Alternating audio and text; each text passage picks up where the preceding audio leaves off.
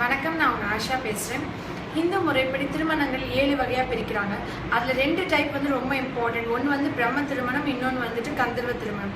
பிரம்ம திருமணம் வந்து அப்பா பார்த்து கல்யாணம் பண்ணி வைக்கிறது. கந்தர்வ திருமணம் வந்து லவ் மேரேஜ். என்ன டைப் ஆஃப் மேரேஜாக இருந்தாலும், அது என்ன மதமாக இருந்தாலும், ஜென்ரலாக வைஃப்ஸ் என்ன மாதிரி விஷயங்கள் எல்லாம் நம்மளோட மிஸ்டேக்ஸ் இருக்கும், இதெல்லாம் நம்ம கரெக்ட் பண்ணிக்கலான்றதை பற்றி தான் இந்த வீடியோ நான் பேச போகிறேன். த ஃபர்ஸ்ட் மேரேஜ் கில்லர்னு வைஃப்ஸ் பொறுத்த வரைக்கும் நான் சொல்கிறது வந்துட்டு மொபைல் ஃபோன்ஸ். ஜென்ரலாக மேரேஜ் முடிச்சு வந்த உடனே அம்மா வீட்டுக்கு வந்து இப்போ சப்போஸ் நம்ம ஹஸ்பண்ட் வீட்டுக்கு வரணும், அம்மா வீட்டு வாசப்படி இறங்கும் போதே அம்மா வீட்டில் இஷ்யூஸ் எல்லாத்தையுமே அப்படியே அங்கே விட்டுட்டு வந்துடணும். எதையுமே எந்த மிஸ்டேக்ஸோ நெகட்டிவ்ஸோ பாசிட்டிவ்ஸோ இங்கே வந்து நம்ம டிஸ்கஸ் பண்ணவே கூடாது.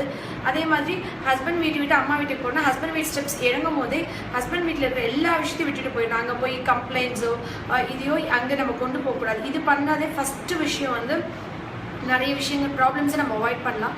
செகண்ட் திங் வந்து நான் என்ன சொன்னேன், நியூலி மேரிட் கப்புள்ஸ் ஒரு 6 monthsக்கு வந்து வீக்லி ஒன்ஸ் லெட்டர் போடணும் அம்மா அப்பாவுக்கு. டெய்லி வந்து ஃபோனில் காண்டாக்ட் பண்ணக்கூடாதுன்னு. ஏன்னா நம்ம டெய்லி ஃபோனில் பேசும்போது காலையில் நடந்த விஷயம் வந்து நைட் வரைக்கும், எனக்கு தெரிஞ்சு நிறைய லேடிஸ் வந்து 40 to 45 minutes அம்மாட்ட, சப்போஸ் சிஸ்டர்ஸ் இருந்து அவங்க எல்லாருக்கிட்டையும் காலையில் எழுந்திரிச்சதுலேருந்து ப்ரஷ் பண்ணதுலேருந்து சமைச்சதுலேருந்து ஹஸ்பண்ட் பேக் பண்ணி அனுப்பிச்சது குழந்தைங்களுக்கு கொடுத்தது வரைக்கும் எல்லாத்தையுமே ரொட்டீன் ஒரு ஒப்பிக்கிறாங்க. அந்த மாதிரி பண்ணுறது ஒரு பெரிய மேரேஜ் கில்லர் என்னை பொறுத்த வரைக்கும். ஏன்னா நிறைய மதர்ஸ் வந்துட்டு இல்லை சிஸ்டர்ஸ் வந்து ரொம்ப மிஸ்கைட் பண்ணிடுவாங்க. எப்படின்னா அவங்க இன்டென்ஷனலாக ப்ராப்ளம் பண்ணணும்னு பண்ணுறதில்ல, பட் நீ இவ்வளோ கஷ்டப்படுறியே, என் பொண்ணு எவ்வளோ சூப்பராக செல்லமாக வளர்ந்தா, இது இவ்வளோ பண்ணுறாளே அப்படின்னு பரிதாபப்படுது. சைக்காலஜிக்கலாக அந்த பொண்ணுக்கு எப்படின்னா ஆள் மனசு வந்து நம்ம ரொம்ப கஷ்டப்படுறோம். நம்ம ஒரு குழந்தை வந்து பிறந்தோடனே ஒரு வயசுல நடக்கும்போது அது வந்து லைஃபோட அட்வென்ச்சராக நினைக்கிறோம், ரொம்ப நல்ல விஷயம். நடக்கலாம் கவலைப்படுறோம், நடக்கணும், நீ இந்த ஏஜ்க்கு கரெக்டான க்ரோத் டெவலப்மெண்ட் இருக்கணும், நீ நடக்கும்போது கீழே விழுந்தாலும் அது பரவாயில்ல எந்திரிச்சு நடன்னு சொல்கிறோம்ல. அதே மாதிரி மேரேஜும் ஒரு லைஃபோடைய ஒரு அட்வென்ச்சர், அடுத்த ஸ்டெப். அது வந்து ஒரு ஹாப்பியான மொமெண்ட். அதை வந்து அவங்க பண்ணுற நிறைய மிஸ்டேக்ஸோ விழுகிறதோ லெட் தெம் ஃபேஸ். அவங்களே அதை ஃபேஸ் பண்ணிக்கிட்டா அவங்களுக்கு அதில் இருக்கிற பாசிட்டிவ்ஸ் நெகட்டிவ்ஸ் என்ன பண்ணணும் பண்ணக்கூடாதுன்றது அவங்க கற்றுக்கும் போது கரெக்டாக இருக்கும். பேரண்ட்ஸோ வேறு யாரோ அதை இது பண்ணும்போது மிஸ்கைட் பண்ணுவாங்க. அதிகபட்சமாக பெண்கள் வந்து அப்பா அம்மாவோடையோ சிஸ்டர்ஸோடையோ பேசுறது வந்து ஃபீமேல் விஷயத்துல அது நிறைய நடக்குது. ரொம்ப நான் வந்துட்டு அந்த கீழ்படியிறது ஒபீடியன்ஸ்னு எடுத்து எனக்கு ரொம்ப பிடிச்ச ஒரு கதை. Actually example, Vasuki and Thiruvalluvar. ஒரு நாள் திருவள்ளுவர் வீட்டுக்கு சில புலவர்கள் வந்தாங்க. வந்து நீங்கள் என்ன 2 பெஸ்ட் கப்புள்ஸ் அப்படின்னு அவங்களை கிண்டல் பண்ணி இது பண்ணாங்க. திருவள்ளுவர் எந்த பதிலும் சொல்லாமல் இருந்தாங்க. ஓகே, இவனை பேசி நம்ம ஜெயிச்சிட்டோம், இவன் தோற்று போயிட்டான் அப்படின்ற ஐடியாவில் அவங்க திமிரா உட்காந்துருந்தாங்களா. அப்போ அந்த அம்மா வந்து வாசுகி தண்ணி இறைச்சிட்டு இருந்தாங்களாம் கிணத்துல. அவங்க வாசுகின்னு கூப்பிட்ட உடனே அப்படியே விட்டுட்டு அவங்க வந்தாங்களாம்.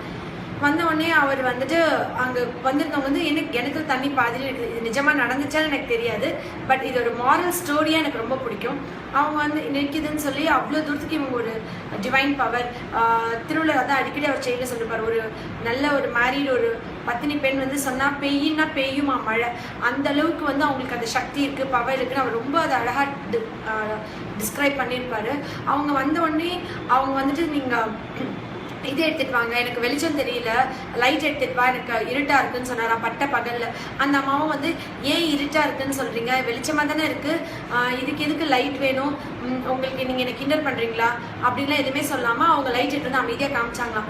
ஒரு சிறந்த தம்பதியினருக்கான ஒரு இது எவ்வளவு தூரத்துக்கு ஒபீடியன்ஸ்ன்றது. இப்போ ஒரு ஃபார்மாலிட்டிக்கு விளையாட்டுக்கு கூட ஏன் லெனினே கூட என்ன அந்த மாதிரி கூப்பிட முடியாது, வெயிட் பண்ணுங்க 2 minutes நான் வேலையா இருக்கேன்னு சொல்லுவேன்.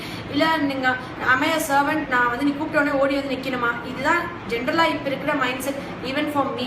பட் ஒபீடியன்ஸ்ன்றது இவ்வளோ தூரத்துக்கு இருந்திருக்கு, இவ்வளோ தூரத்துக்கு வந்து அது வந்து பிகாஸ் ஆஃப் லவ், அன்கண்டிஷனல். நீங்கள் எனக்கு இது பண்ணுங்க, என் ஹஸ்பண்ட் எனக்கு இது பண்ணாங்க, இந்த ஜுவல்ஸோ ஆர்னமெண்ட்ஸோ இல்லை இந்த விஷயங்களோ வசதியோ வாய்ப்போ பண்ணி கொடுத்துருக்காங்க, அதனால நான் லவ் பண்ணுறேன்றது லவ்வே கிடையாது.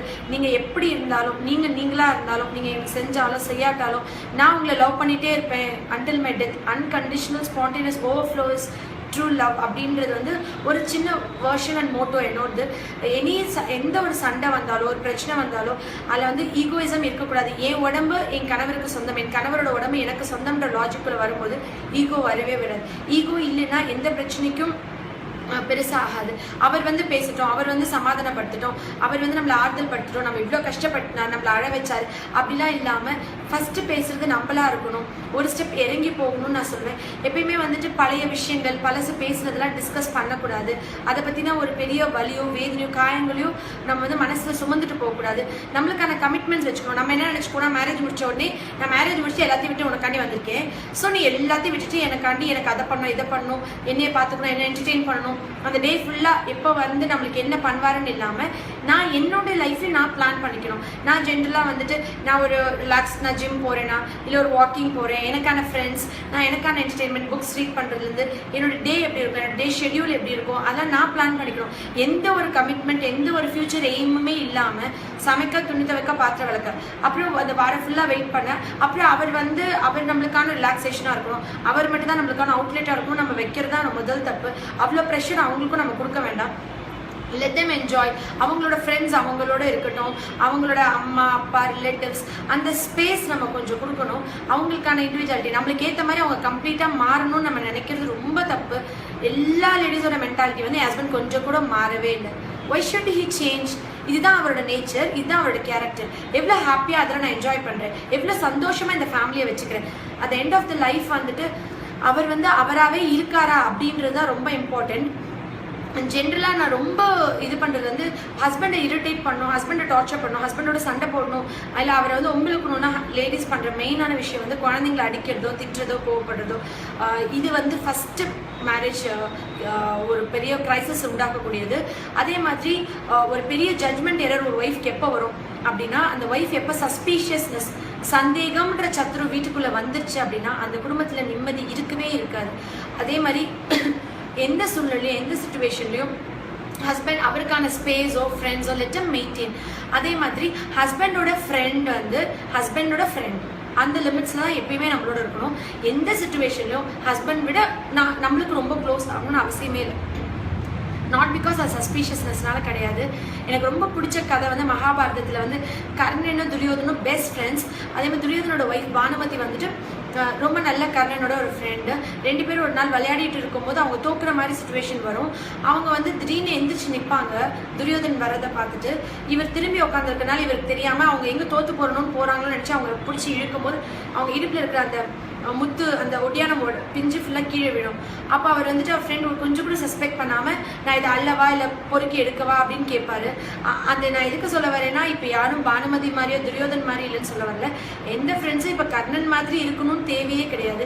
எந்த ஒரு விஷயத்தையும் என் கணவர்கிட்ட என்னால் சொல்ல முடியுமோ எந்த சுச்சுவேஷன்னாலும் அந்த விஷயத்த நான் தைரியமாக பண்ணலாம். இது இவர்கிட்ட சொல்ல முடியாது, இல்லை இதை சொன்னால் அவர் கோவப்படுவாங்க, இல்லை கோச்சுப்பாங்க அப்படின்னு இருக்கிற எந்த விஷயத்தையும் ஒரு மனைவி என்னைக்கு செய்யாமல் இருக்காங்களோ அன்றைக்கி அந்த ஃபேமிலி வந்து பீஸ்ஃபுல்லாக ஹாப்பியாக இருக்கும். கணவன் அல்லாத இன்னொரு ஆண்மகன் கிட்ட தன்னோட பர்சனல் இஷ்யூஸோ ஸ்ட்ரெஸ் டிப்ரெஷன் கவலையோ இல்லை தன்னோட சந்தோஷங்கள் விருப்பு வெறுப்பு எந்த சூழ்நிலையும் டிஸ்கஸ் பண்ணுறது ஒரு ஹெல்த்தியான ரிலேஷன்ஷிப்பாக இருக்கவே முடியாது. நான் ஜென்ரலாக சொல்கிறது வந்து ஒரு ஹஸ்பண்ட் அண்ட் ஒய்ஃப் வந்துட்டு பயங்கரமாக அருந்ததி நட்சத்திரமாக வானத்தில் போயிட்டு ஜொலிக்கணும், அப்படியே ஒரு யூனிக்காக தெரியணும், பல்லாயிரம் பேருக்கு ரோல் மாடலாக இருக்கணும்னு கிடையாது. கணவரோட இருதயத்தில் ஒரு அருந்ததியாக இருந்தால் போதும். என்றைக்குமே அவர் வந்துட்டு ஒரு ப்ளசண்ட்டான சுச்சுவேஷன்ஸாக க்ரியேட் பண்ணி அவங்களோட ஹாப்பினஸ், அவங்களுக்கான டைம் கேர், அவங்களுக்கான ஸ்பேஸ் நம்ம கொடுக்கணும்னு நான் நினைக்கிறேன். நன்றி.